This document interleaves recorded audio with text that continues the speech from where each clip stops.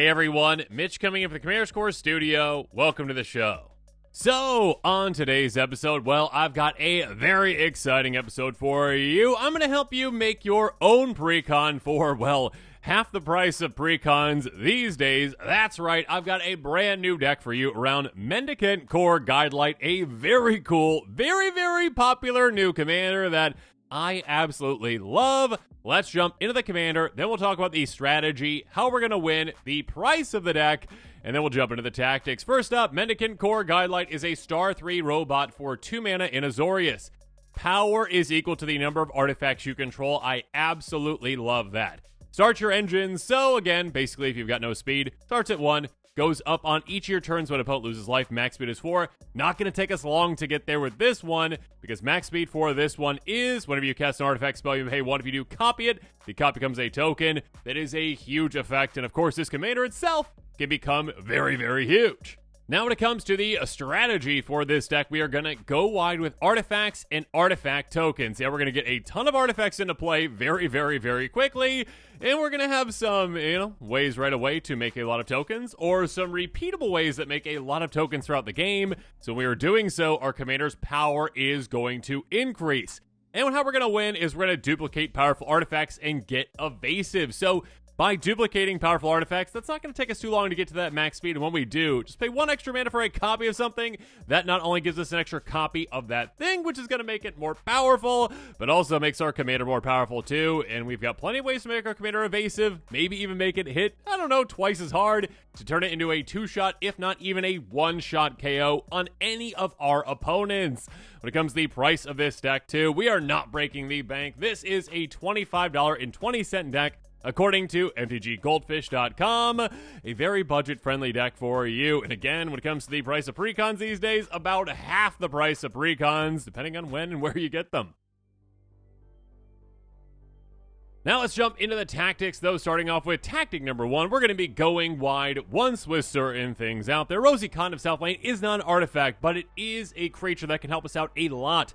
Enters the battlefield to make a food token, so we're going slightly wide with artifacts for this one. That being said, what really matters with this one, though, is when you create a token, put a counter on target creature control other than Rosy. We've got so many ways to make so many tokens, and every single time we do, we're kind of going wide in a different way by giving our commander additional power. And keep in mind toughness, too, to make it hardier. Next up, Ethereal Investigator, 2/3 flyer, enters the battlefield. Investigate X times, where X is the number of opponents you have. So yeah, make 3 clues so this comes into play. That is huge. Again, that's 3 extra power for our commander. On top of that, though, whenever you draw your second card each turn, make a 1/1 white spirit creature with flying. Keep in mind, again, all these evasive creatures can obviously help us get to max speed very quickly. Shram's Expertise, make 3 1/1 servos for 4 mana, but on top of that, you may cast the card with converting mana cost 3 less for your hand up, paying its mana cost. Basically, cast something else for free. So, kind of like, hey, pay 1 mana in a way to make those 3, servos, and cast something for 3 mana for free. Then there's Mirror Battlesphere, a 4/7, enters the battlefield, make 4 1/1 mirrors. So yeah, again, basically having 5 in total. 5 artifacts in total for the price of 1. That is huge. And sure, the whole, attack tabby thing, if you really want to do your mirror and deal some damage, sure, why not? That can be quite nice too. But the thing that matters, again, is going wide. Next up, though, in tactic number 2, we're going to be going wide. It does cost us a little bit to do so, though, okay? This is a repeatable effect, but it actually, well, maybe costs a little bit, but it's going to be worth it, okay? Mirrorsmith is a great way to show this off. A 2/1 Human Artificer for, well, 2 mana. Whenever you cast an artifact spell, though, you can pay 1. If you do, make a 1/1 mirror. So again, every single time you play an artifact, just pay 1 extra mana. Just 1 extra mana again. And all of a sudden you make an extra one. Kind of like our commander, but instead of copying or making a 1/1, still a great way to gain a lot of creatures into play. And also a way to increase our commander's power quite quickly. Mistress Self-Replicator, this is huge. 2/2 Assembling Worker. Whenever you cast a historic spell, you may pay 1. You do create a token that's a copy of Mistress Self-Replicator. So yeah, again, historic spells, of course, include artifacts. So yeah, play any artifact, pay 1. Duplicate this. Play another artifact. Pay 1 for each of these Mishras and duplicate them again. So yeah, they can really replicate a ton. Dollhouse, this thing is huge. Pay 1, tap, exile a creature card from your graveyard, create token's copy of it, except a 0/0 that gets +1/+1 for each construct you control. It also gains haste all of turn. So essentially, the more and more of these constructs you make, well, harder they hit, the heavier they get, the larger they get, the more massive they get. They are absolutely huge. And of course, this is a great, just repeatable way to recycle those creatures out of our graveyard and basically to say, you know what, now you're an artifact creature and you're going to be quite hefty. And speaking of large creatures, in tactic number 3, we're going to start with Doomed Artisan. These are going to be some go-wide repeat cards, and Doomed Artisan is a great example of this. Sculptures you control can attack or block. That's okay, who cares for right now? At the beginning of your end step, though, make a Sculpture Artifact Creature token with power toughness each equal number of sculptures you control. This is a repeatable effect that just keeps making more and more artifacts throughout the game. Again, every single one of our end steps. And while this is in play, sure, those sculptures can't attack or block, but they can still increase our commander's power. Absolutely they can.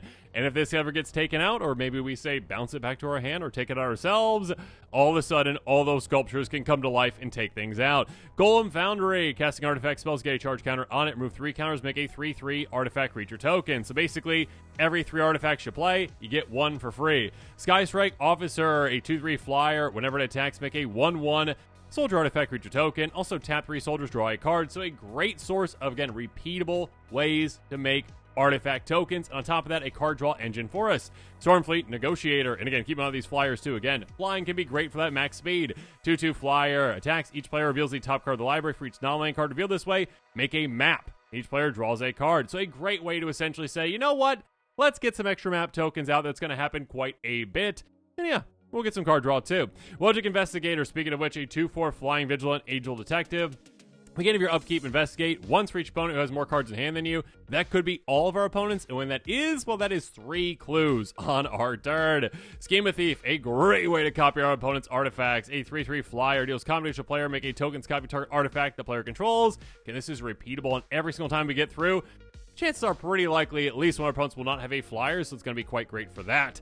Search the premises. Whenever a creature attacks you or planeswalker you control, investigate. That is a lot of clues to be had if our opponents are attacking us, so yeah, go wide very quickly with that. Slagstone Refinery, though, whenever another non-token artifact you control is put a grave from the battlefield or put an exile from the battlefield, create a tap Power Stone token. So that can be a great way to make a ton of Power Stones throughout the game, which of course can't be spent, to cast an artifact spell, to tap those, but again, most of our spells are artifacts, and also our commander's effect, we can utilize that mana for that too.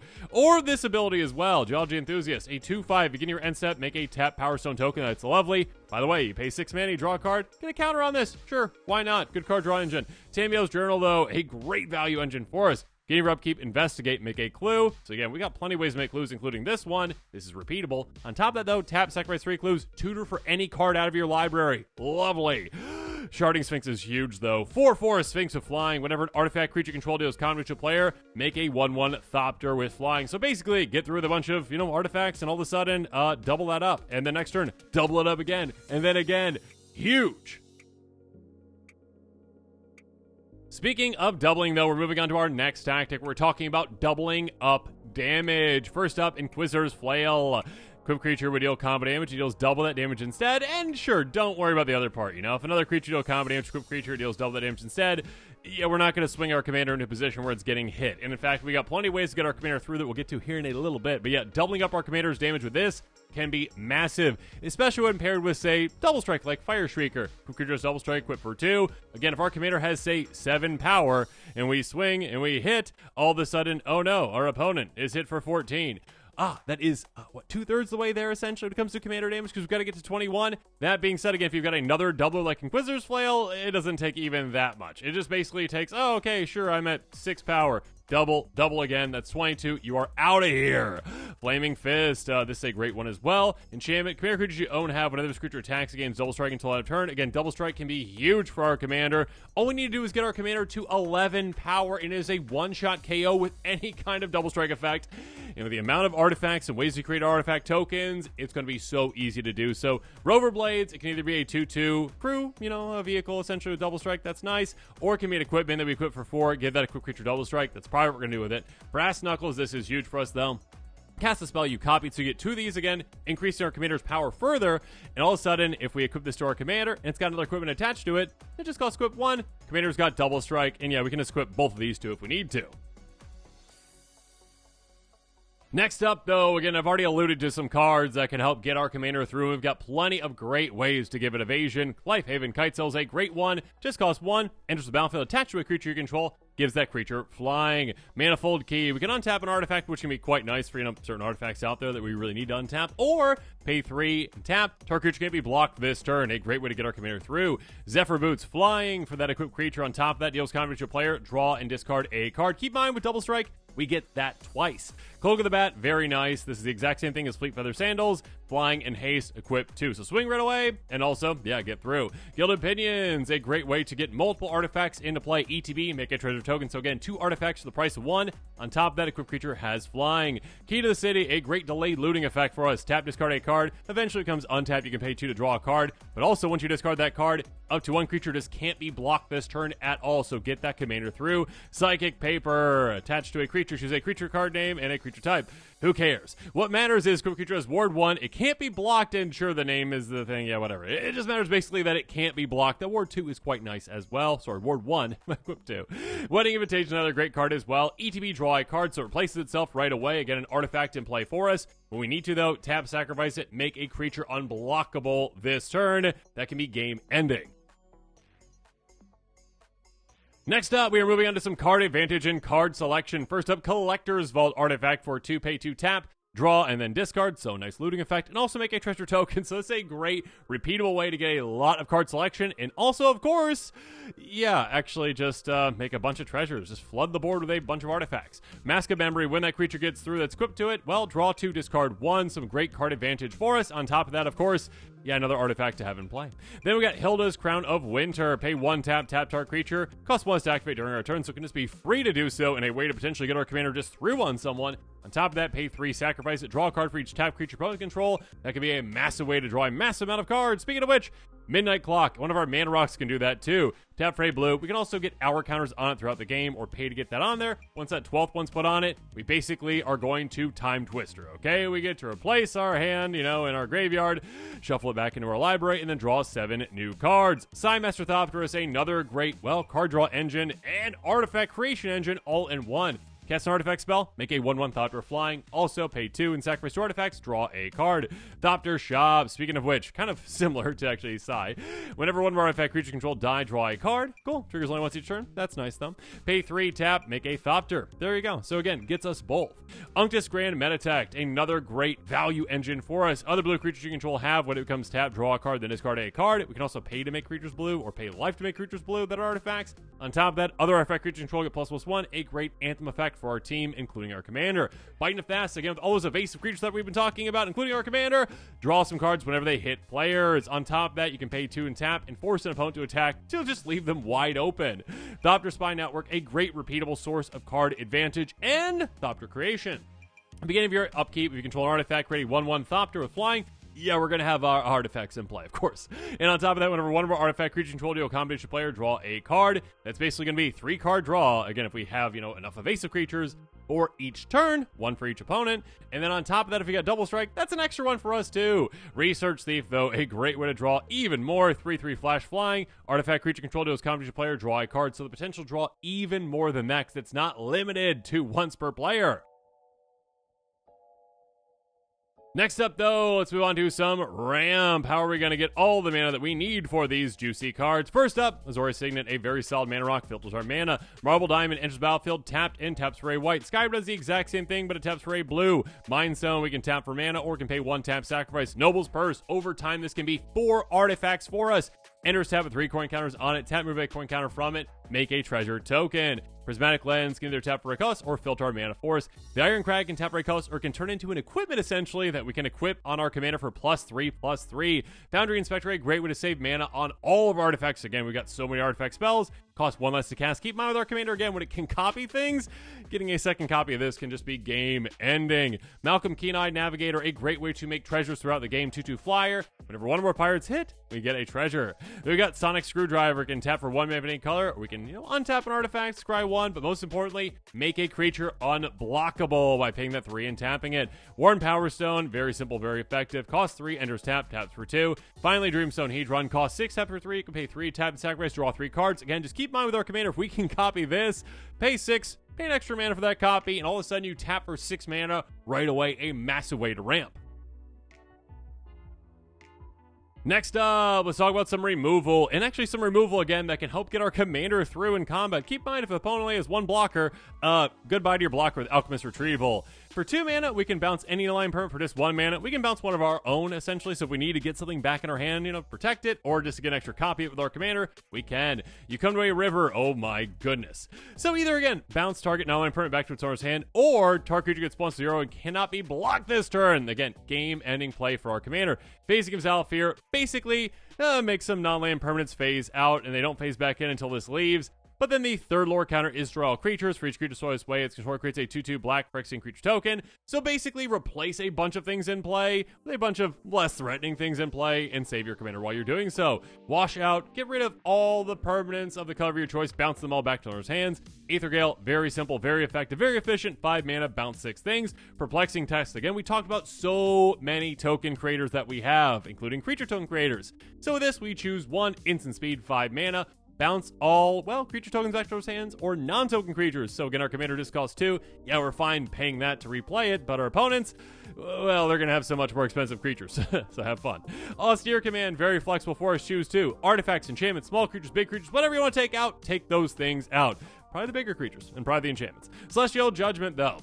For each different power among creatures on the battlefield, choose a creature that power destroy each creature not chosen this way. Our commander is going to be safe, and many other things too. But our opponent's things, probably not.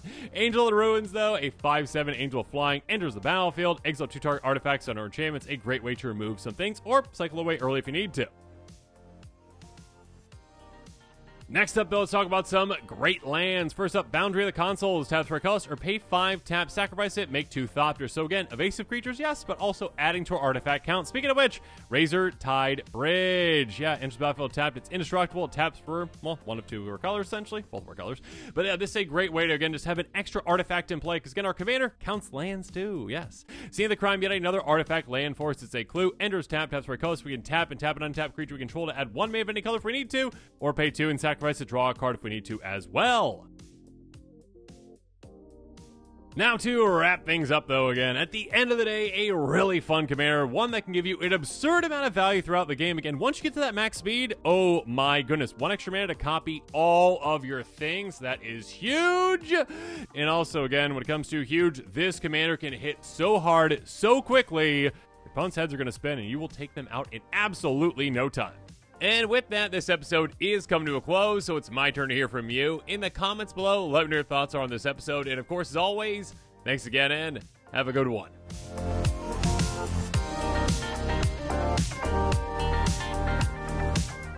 This show and episodes like this one are possible thanks to viewers like you. If you're looking for an easy way to help support this show, make sure that you like, share, and subscribe. Also, hit that bell notification icon so you don't miss any new episodes. You can also go check out our playmats and other merchandise at thecommandersquarters.com. Another easy way to support this show is with our TCG Player affiliate links. So whether you're buying a deck or individual cards, you can use this general link right here or one in the description. And the final way that you can support this show is by supporting us directly by becoming a patron. There are many benefits to being a patron, and I truly couldn't do this without all of their support.